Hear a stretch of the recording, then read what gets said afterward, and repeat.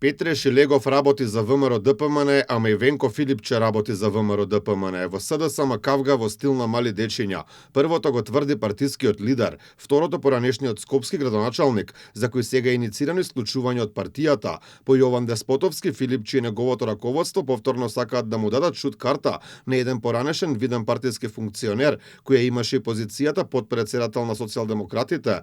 Првиот човек на СДСМ го обвини Шилегов дека одработувал за ВМРО ДПМН и за внатрепартиска поделба. Вели дека одлуката едногласно ја донел извршниот одбор, кој тој самиот си го одбра пред неколку месеци.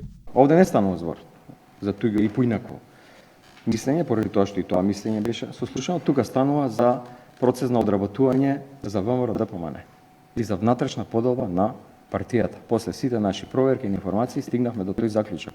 Извршниот одбор, таа одлука ја донесе со консензус. Никој не гласаше против. Ја нема да дозволам луѓе да делат СДСМ понатаму. Оваа партија има легитимно избрани органи и тела. Со ова приказната за Петре Шилегов заврши.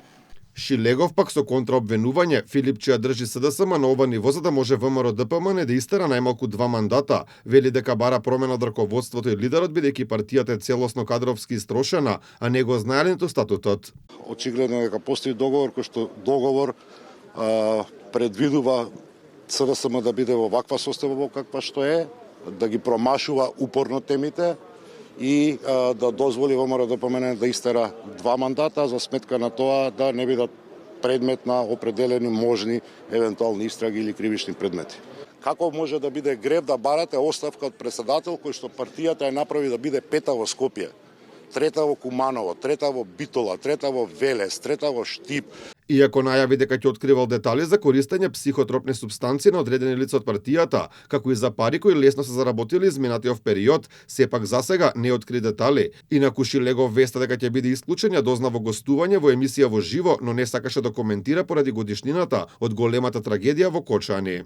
Ако има многу да кажам за психотропните супстанции на определени лица и парите што така лесно ги има заработено во изминатиот период. Инаку во СДСМ по се изгледа не смее да се каже лош збор за раководството, поради тоа што веднаш или ќе бидете исклучени од партијата, или ќе бидете торпедирани преку партиски соопштенија. Поради критики кон Филипче и неговите најблиски од партијата шут доби и Јован Деспотовски, кој беше ривал на актуелниот претседател на внатрепартиските избори за лидер на СДСМ, но тие двајца не се единствени со кои се влезе во лични пресметки. Тоа претходно се случи и со уште неколку поранешни високи функционери, а последниот период секојдневно влегуваат во пресметки со медиуми и новинари.